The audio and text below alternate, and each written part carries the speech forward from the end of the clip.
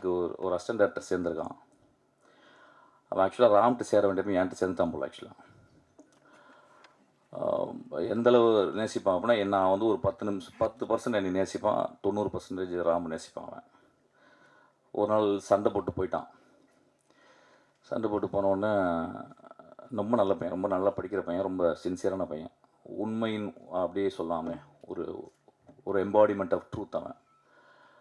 அப்போ நைட்டு ஒரு 12 மணிக்கு அவன் வந்து நான் மெசேஜ் போட்டேன் அவனுக்கு. டேய், நீ இன்டர்வியூவில் உனக்கு பிடிச்ச டேரக்டர் வந்து ராமுன்னு சொன்னடா, இப்போ நீ சண்டை போட்டு போயிட்ட, நாளைக்கு காலையில் நான் ராம்கிட்ட சொல்கிறேன், ராம்கிட்ட போய் ஜாயின் பண்ணிக்கடா அப்படின்னா. நான் ஒரு மெசேஜ் போட்டேன். ஒரு மணி நேரம் கழிச்சு எனக்கு மெசேஜ் போட்டான். சார், நான் உங்களை விட்டுட்டு நான் போயிட்டேன், நீங்கள் ராம்கிட்ட சேர்த்து விடணும்னு சொல்லி ஏன் சார் சொன்னீங்க? என்னை வந்து அப்படியே நிராகரிச்சிடும்ல, உங்களுக்கு கோவம் வரலையா அப்படின்னு கேட்டேன். அப்போ நான் சொன்னேன், because I love you so much அப்படின்னு. அவன் அந்த எண்ணில் அழுதுட்டு மறுநாள் காலில் வந்து என்னை கட்டி பிடிச்சிட்டான்.